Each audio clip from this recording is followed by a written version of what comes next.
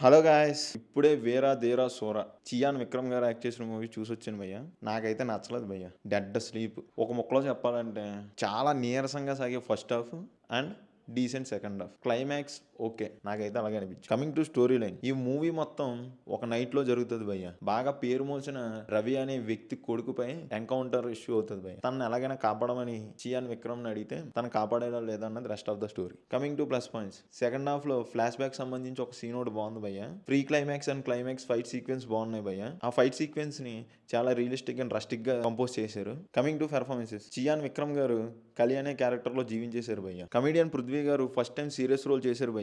ఆయన స్క్రీన్ మీద చూస్తున్నాను సేపు నాకు నవ్వేం రాలేదు భయ్య. బాగా చేశారు. సరిపోదా శనివారం, గేమ్ చేంజర్ లో ఎస్జే సూర్య గారు పెర్ఫార్మెన్స్ చూసి ఇందులో కూడా ఎరక్కొట్టేస్తారు అనుకున్నాను, కానీ అంతేం లేదు భయ్య. Just okay. Raayan fame Dushara Vijayan garu female lead లో యాక్ట్ చేశారు భయ్య. రాయన్ మూవీలో లాగానే ఉంటుందని చెప్పి ఎక్స్పెక్ట్ చేశాను ఆవిడ యాక్టింగ్ అండ్ క్యారెక్టర్.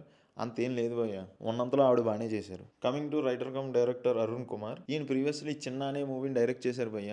అది సూపర్ డూపర్ హిట్ అయ్యింది. ఆ మూవీలో చాలా సెన్సిటివ్ టాపిక్ ని చాలా మెచ్యూర్ గా హ్యాండిల్ చేశారు భయ్య. ఆమె ఎమోషన్స్ ని బాగా పండించారు ఆ మూవీలో. అదే ఎక్స్పెక్ట్ చేసి ఈ మూవీకి కూడా వెళ్ళాను భయ్య, కానీ డెడ్ స్లీప్. ఈయన ఏమనుకుని మూవీ స్టార్ట్ చేశారో తెలియదు కానీ భయ్య, ఒక నైట్ లో జరిగే స్టోరీని రాద్దామని చెప్పి స్టార్ట్ చేసినట్టున్నారు భయ్య. ఒక నైట్ లో జరిగే స్టోరీ అంటే ఎలా ఉండాలి? చాలా రేసీ స్క్రీన్ ప్లే తో వెళ్ళాలి. ఎగ్జాంపుల్ ఖైదీ, ఇది నత్తనడకలా సాగుద్ది. అసలు అక్కడే ఉంటది.